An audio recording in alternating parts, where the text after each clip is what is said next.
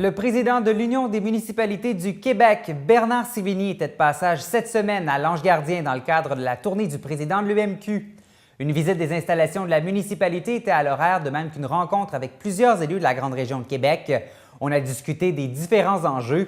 L'autonomie municipale, les infrastructures et le développement économique local font partie des priorités de l'UMQ.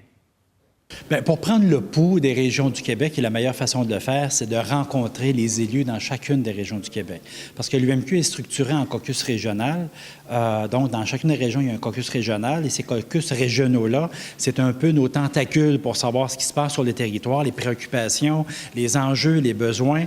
Et en même temps, ça vient guider les actions que prendra l'UMQ à travers ses prises de position. Donc, c'est important d'animer ce dialogue.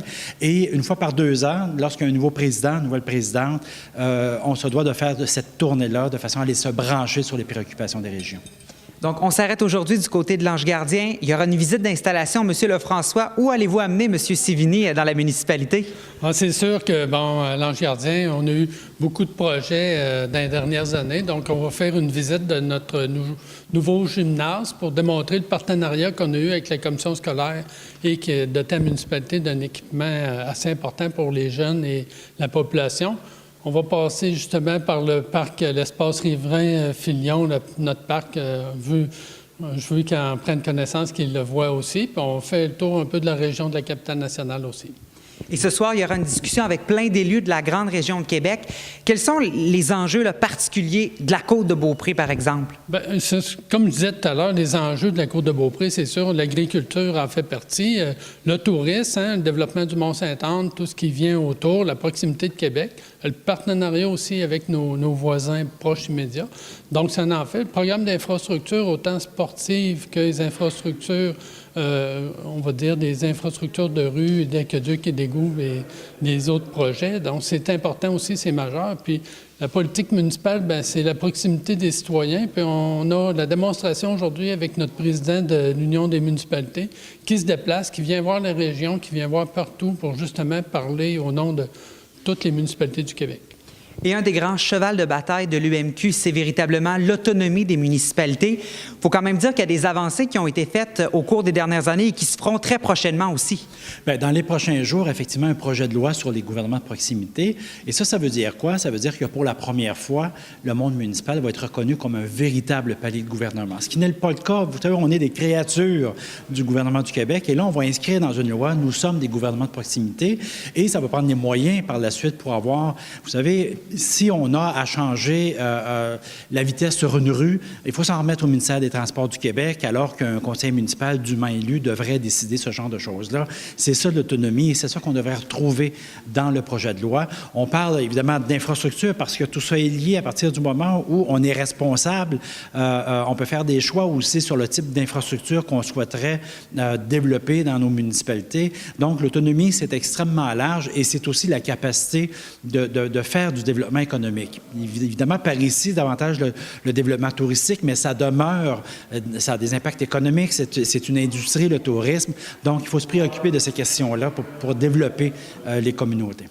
Et en point de presse, vous parliez qu'une autre de vos priorités à l'UMQ, c'est de se rapprocher des citoyens. Comment vous allez procéder? Bien, en changeant les règles du jeu, c'est un peu ça qu'on veut faire dans les projets de loi qui sont ou bien déposés ou bien qui sont dans le collimateur. En fait, nous, on veut rendre des comptes à nos citoyens. On se fait élire, on a des décisions à prendre, mais là, en ce moment, on rend davantage de comptes aux fonctionnaires à Québec, que ce soit le ministère de l'Environnement, le ministère des Transports, le ministère des Affaires municipales, et on veut rétablir les choses parce que vous savez, quand on prend une décision, si la décision a un impact et est décriée par les citoyens, mais ils vont nous le dire. On n'a pas besoin d'un fonctionnaire à Québec pour nous dire non, ça vous avez droit, ça vous n'avez pas droit. C'est ça l'autonomie, puis il faut se dégager le plus de marge de manœuvre possible pour prendre nos décisions et d'être redevable envers nos contribuables. Et personnellement, vous êtes aussi maire, évidemment, en étant président de l'UMQ, vous êtes un maire de Sherbrooke. Comment on fait pour concilier la présidence de l'Union des municipalités et la mairie de Sherbrooke, quand même une très grande ville au Québec? on consacre nos fins de semaine à travailler. Parce qu'en fait, oui, il faut, et ça se prépare, hein, ça prend une bonne équipe dans notre municipalité, et je l'ai fait. Et la mairesse de Sainte-Julie qui m'a précédé avait une bonne équipe aussi. Donc, il faut le considérer, mais en même temps, vous savez, avec le travail à distance qu'on peut faire, je pense que les gens ne s'en rendent pas compte. Mais en même temps, travailler pour l'UMQ, c'est travailler pour sa propre ville, parce que les avancées que nous faisons, bien évidemment, tout le monde qui en bénéficie. Alors, les gens de Sherbrooke ont aussi cette impression-là, c'est-à-dire que le maire, oui, il est un peu plus souvent à l'extérieur, mais c'est pour travailler pour la ville de Sherbrooke et l'ensemble des villes du Québec, là. Et justement, on est à l'aube, en fait, dans un an, élection municipale. Vous êtes 2 élus.